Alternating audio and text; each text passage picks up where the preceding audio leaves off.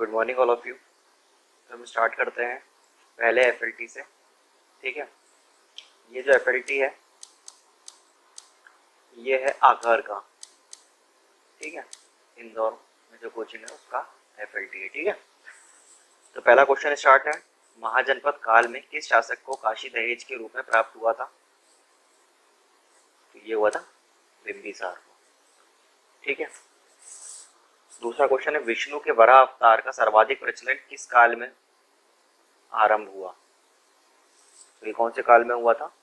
गुप्त काल में। अगला क्वेश्चन देखते हैं। निम्नलिखित में से कौन सा अशोककालीन अभिलेख कर व्यवस्था का उल्लेख करता है? यह है रुम्मेनदाई का अभिलेख। अगला क्वेश्चन है, मैच द कॉलम करना है।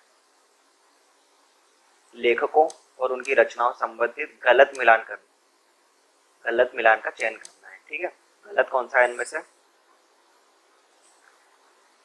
तो यह है मुक्ताबुल तबरीक, ये ख्वाजा कामगार का नहीं है। ठीक है, अगला क्वेश्चन देखते हैं। जलियांवाला बाग हत्याकांड के विरोध में किसने वायसराय की कार्यकारी परिषद से इस्तीफा दिया था? तो इसका उत्तर है शंकर नारायण। ठीक है, अगला क्वेश्चन है। सिकंदर शाह लोदी ने किस वर्ष इल्तुतमिश द्वारा दिल्ली में स्थापित सल्तनत की राजधानी को स्थानांतरित करते हुए आगरा में स्थापित किया था? तो ये है बी, 1506 में। ठीक है, अगला क्वेश्चन है। गोल गुंबज के नाम से प्रसिद्ध मोहम्मद आदिल शाह का मकबरा कहां पर है? तो ये है बीजापुर में। अगला प्रश्न है। 1906 में कांग्रेस ने कलकत्ता अधिवेशन की अध्यक्षता किसने की थी? कलकत्ता में किसने अध्यक्षता करी थी? तो ये करी थी दादा भाई नेहरू जी ने। अगला प्रश्न है। स्वदेशी आंदोलन के दौरान बंगाल केमिकल एंड फार्मास्यूटिकल की स्थापना किसके द्वारा की गई थी? तो ये की गई थी पीसी रे के द्वारा। अगला क्वेश्चन है। हिंदुस्तान सोशलिस्ट रिपब्लिक एसोसिएशन की स्थापना किस स्थान पे की गई थी? तो ये की गई थी दिल्ली में। अगला क्वेश्चन है। पुस्तक समाजवाद क्यों किसके द्वारा लिखी गई है? तो ये लिखी गई है जयप्रकाश नारायण के द्वारा। अगला क्वेश्चन है।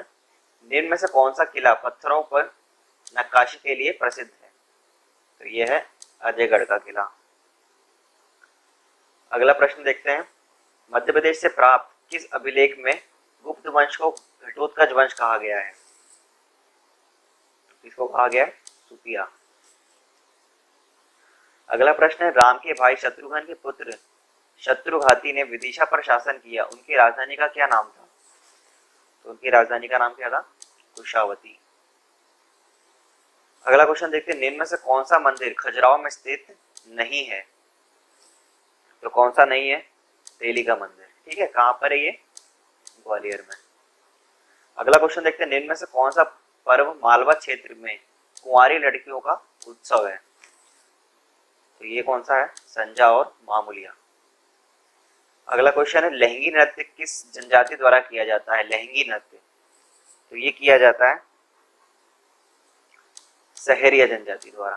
ठीक है, सहरिया जनजाति कहाँ पाई जाती है? ग्वालियर एरिया में। ठीक है, ग्वालियर, दतिया, मुरैना, वहां पे पाई जाती है सहरिया जनजाति। अगला प्रश्न है। बघेलखंड का पारंपरिक लोक नृत्य कौन सा है? तो बघेलखंड का लोक नाट्य है शाहुर। ठीक है, अगला प्रश्न है। विदेशिया गायन कहाँ प्रचलित है? तो विदेशिया गायन भी बघेलखंड अंचल का है। अगला प्रश्न। रानी नागफनी की कहानी किसकी प्रसिद्ध रचना है? यह है हरिशंकर परसाई जी की। अगला क्वेश्चन। इनमें से कौन सा जिला निमाड़ी बोली का क्षेत्र है? तो कौन सा क्षेत्र है? विदिशा। ठीक है, निमाड़ी बोली जाती है विदिशा में। अगला प्रश्न है 22। जनपद पंचायत में निर्वाचन क्षेत्रों की संख्या न्यूनतम व अधिकतम कितनी होती है? तो न्यूनतम होती है 10 और मैक्सिमम होती है 25। अगला प्रश्न है। मध्य प्रदेश के सचिवालय का नाम निम्न में से क्या है? तो ये है वल्लभ भवन। अगला प्रश्न है, मध्य प्रदेश में स्वागतम लक्ष्मी योजना का शुभारंभ कब किया गया था? तो ये किया गया था 2014 में। अगला क्वेश्चन देखते हैं, मध्य प्रदेश राज्य सड़क परिवहन निगम की स्थापना कब की गई थी? तो ये की गई थी 1962 में। एशिया का प्रथम तथा विश्व का तीसरा लेजर अनुसंधान स्थान कहां पर है, संस्थान कहां पर है? तो ये है इंदौर में। अगला है, कुल उत्पादन की दृष्टि से कौन सा जिला गेहूं उत्पादन में प्रथम है? तो ये कौन सा है? होशंगाबाद। अगला क्वेश्चन है, कोलार परियोजना किस जिले में स्थित है? तो ये है सीहोर में। अगला प्रश्न है, जनगणना 2011 के अनुसार मध्य प्रदेश की कुल जनसंख्या में अनुसूचित जनसंख्या, अनुसूचित जाति और जनजाति का प्रतिशत कितना है? तो ये है 36.7%। अगला क्वेश्चन है, किस राष्ट्रीय उद्यान में मध्य प्रदेश का एक प्रमुख हिल स्टेशन स्थित है? तो ये है सतपुड़ा राष्ट्रीय उद्यान। अगला क्वेश्चन है, सन 1980 में मध्य प्रदेश का दूसरा वन महाविद्यालय कहाँ स्थापित किया गया था? ये किया गया था बैतूल में। अगला क्वेश्चन है, मध्य प्रदेश का सबसे पहला बॉक्साइट कहाँ उत्खनित किया गया था? तो ये किया गया था कटनी में। अगला प्रश्न, मध्य प्रदेश में त्रिकाल चौबीसी जैन मंदिर कहाँ स्थित है? तो कहाँ पर है ये? अशोकनगर में। अगला क्वेश्चन है, गांधी राग का आविष्कार किसके द्वारा किया गया? तो ये किया गया था कुमार गंधर्व के द्वारा। मध्य प्रदेश में प्रथम चीनी मिल की स्थापना जावरा रतलाम में किस वर्ष की गई थी? ये की गई थी 1934 में, 34। अगला क्वेश्चन देखते हैं, लारूकाज किस जनजाति का प्रमुख पर्व है? तो लारूकाज कहाँ का है? गोंड का। अंडमान द्वीप समूह को निकोबार द्वीप समूह से अलग करने वाला जलमार्ग किस नाम से जाना जाता है? तो ये जाना जाता है 10 डिग्री जलमार्ग। ठीक है।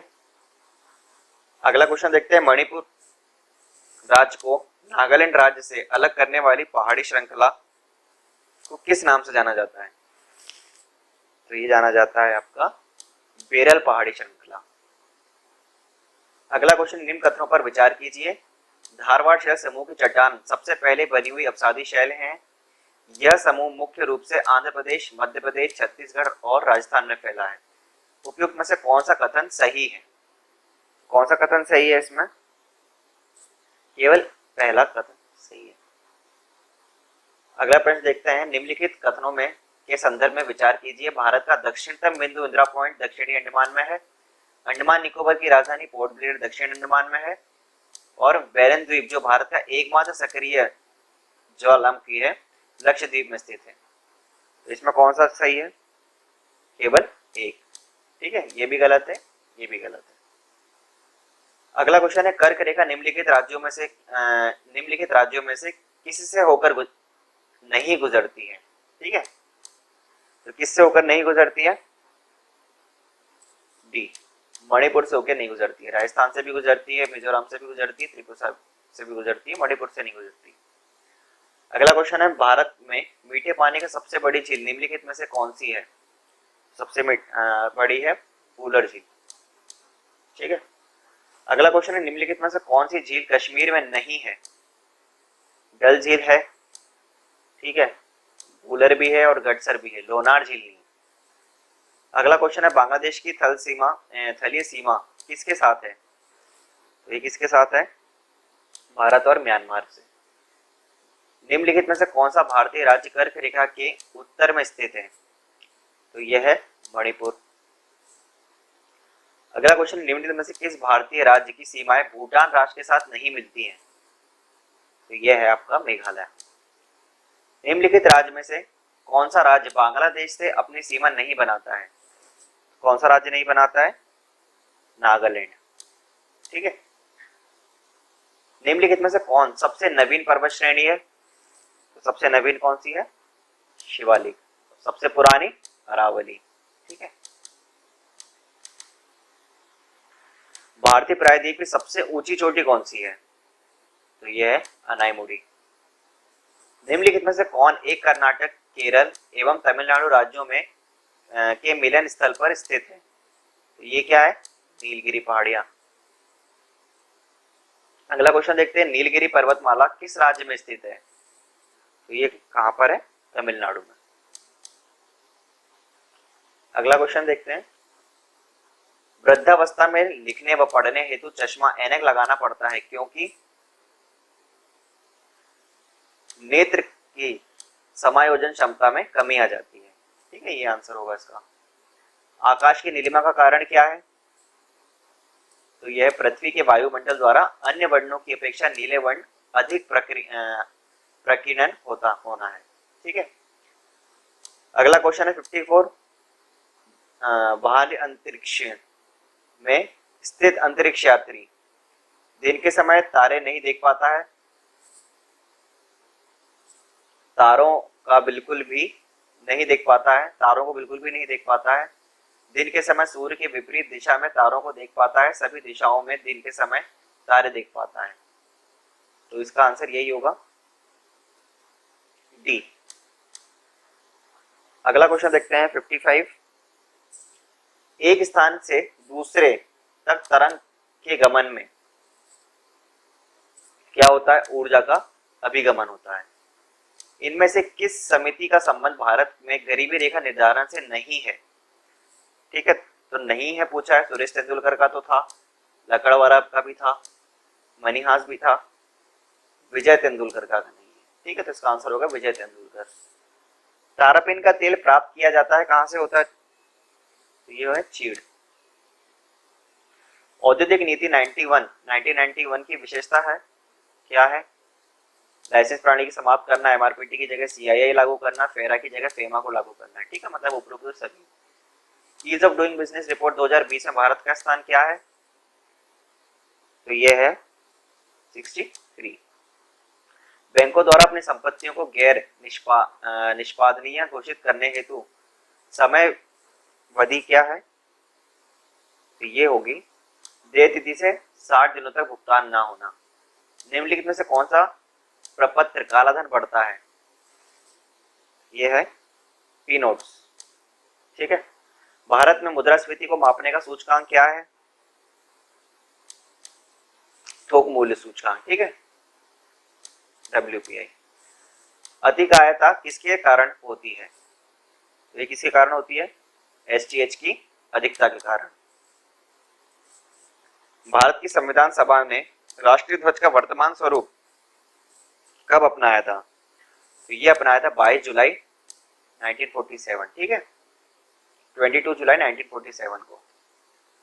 अगला क्वेश्चन है, कौन सा हार्मोन लड़ो और उड़ो हार्मोन कहलाता है? तो ये कौन सा हार्मोन है? एड्रेनलिन। निम्न में से कौन सा हार्मोन पादपों में घावों को भरता है? तो ये है ट्राउमेंट्रेन। सबसे अधिक इलेक्ट्रॉन बंधुता किस तत्व की होती है? तो ये होती है क्लोरीन की। समुद्र जल का पीएच मान कितना होता है? तो ये होता है 8.4। निम्नलिखित निगुणों में से कौन सा सही सम्मिलित नहीं है? तो कौन सा सही नहीं है? अनुच्छेद 9, भारत के बाहर रहने वाले भारतीय मूल के कुछ व्यक्तियों के नागरिकता के अधिकार। अगला प्रश्न, निम्नलिखित युग में से कौन सा एक सही सम्मिलित नहीं है? तो कौन सा सही नहीं है इसमें? वित्त एवं स्टाफ समिति, वल्लभ भाई पटेल, ये सही नहीं है। अगला प्रश्न, निम्नलिखित कथनों में से कौन सा सही है? इसमें सही है पूछा है, कौन सा सही है? 26 नवंबर 1950 को भारत संविधान अंगीकृत किया गया, 26 जनवरी 1950 को भारत का संविधान लागू हुआ। तो ये दोनों ही गलत है। ठीक है, दोनों ही सही नहीं है।